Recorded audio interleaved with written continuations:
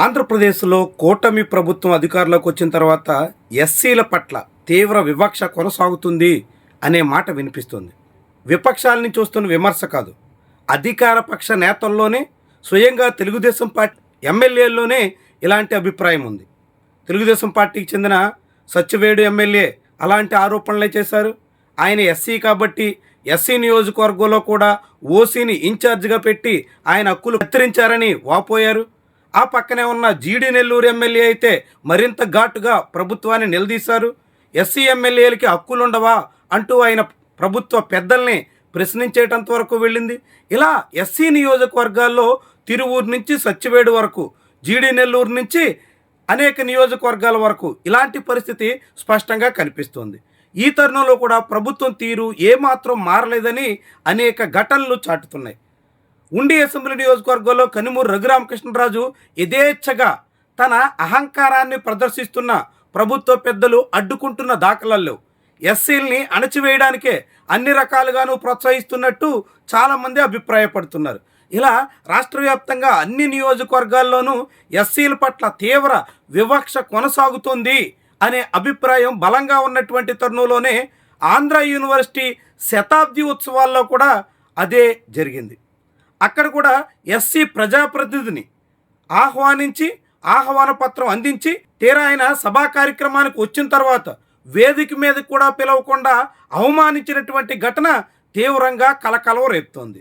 Cinema డైరెక్టర్లు, cricket స్టార్లు అందరినీ వేదిక మీద కూర్చోబెట్టి ఎంపీని, రాజ్యసభకు ప్రాతినిధ్యం వహిస్తున్నటువంటి నాయకుడిని వేదిక మీదకి ఆహ్వానించకుండా ఈ ప్రభుత్వం వివక్ష ప్రదర్శించినటువంటి వైనం చాలా పెద్ద స్థాయిలో దుమారం రేపేలా కనిపిస్తోంది. ఎస్సీల పట్ల ఈ ప్రభుత్వ వైఖరి ఎంత నిర్లక్ష్యంగా ఉందో చాటుతున్నట్టుగా చెప్పాల్సి ఉంటుంది. గతంలో పాయకరావుపేట అసెంబ్లీ నియోజకవర్గం నుంచి ప్రాతినిధ్యం వహించిన గొల్ల బాబురావు వైఎస్ఆర్సీపీ తరపున ఇప్పుడు రాజ్యసభ సభ్యులుగా ఉన్నారు. ఆయన ఆంధ్ర యూనివర్సిటీ పూర్వపు విద్యార్థి కూడా. అలాంటి గొల్ల బాబురావుని ఆంధ్ర యూనివర్సిటీ శతాబ్ది ఉత్సవాలకి అధికారికంగానే ప్రోటోకాల్ ప్రకారంగా ఆహ్వానించారు.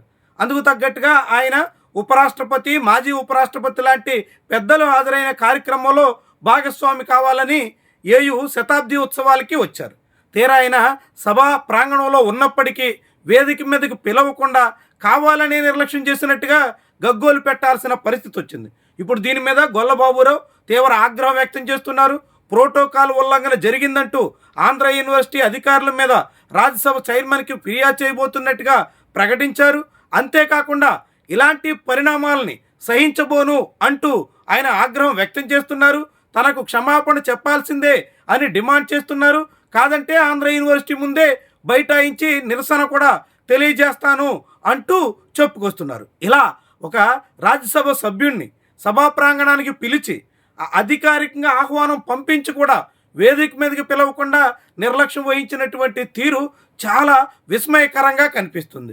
ఇదంతా ఎస్సీల పట్ల ఈ ప్రభుత్వ వైఖరికి కొనసాగింపే అనేటువంటి మాట చాలామంది నోట నుంచి వినిపిస్తుంది. గొల్ల బాబురావు లాంటి సీనియర్ నాయకుడు, అంతకుముందు ఆయన ఉన్నతమైనటువంటి స్థానాల్లో అధికారిగా పనిచేసినటువంటి విద్యాధికుడు, అలాంటి వ్యక్తిని ఆంధ్ర యూనివర్సిటీ అధికారులు అవమానించినటువంటి తీరు చాలా రకాలుగా ఆందోళనకి కారణమవుతుంది.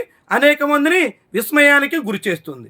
చంద్రబాబు, నారా లోకేష్ ఇలాంటి నాయకులంతా వేదిక మీద ఉండగానే అదే ప్రాంతానికి సంబంధించినటువంటి రాజ్యసభ సభ్యుడిని అవమానించినటువంటి తీరు చాలా పెద్ద వివాదంగా మారడానికి ఆస్కారం ఇస్తుంది. రాష్ట్ర వ్యాప్తంగా ఎస్సీల పట్ల ఈ ప్రభుత్వ వైఖరికి ఇదొక నిదర్శనం అనే మాటకి ఊతమిస్తుంది. ఎస్సీలని ఏమాత్రం ఖాతరు చేయకుండా ఎస్సీలని పూర్తిగా అణిచివేసేలా కూటమి ప్రభుత్వంలో పెద్దల తీరుంది అనడానికి ఇదొక నిదర్శనంగా చాలామంది భావించే పరిస్థితి వచ్చింది.